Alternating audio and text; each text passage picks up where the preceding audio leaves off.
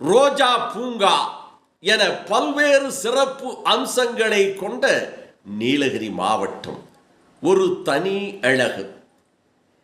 தமிழகத்தினுடைய முதல்வர் மாண்புமிகு முத்துவேல் கருணாநிதி ஸ்டாலின் என்று சொல்லக்கூடிய மகத்தான மனிதர் தளபதி அவர்கள் கூட நீலகிரி சுற்றுப்பயணம் சென்று வந்திருந்த போது கூட ஒரு வார்த்தை அழகாக சொன்னார்.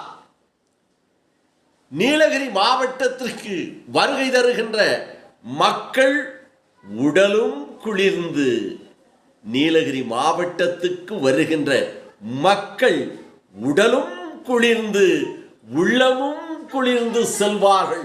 அப்படிப்பட்ட ஒரு சிறப்பான மாவட்டம் என்று அவர் சொல்வதை கேளுங்கள்.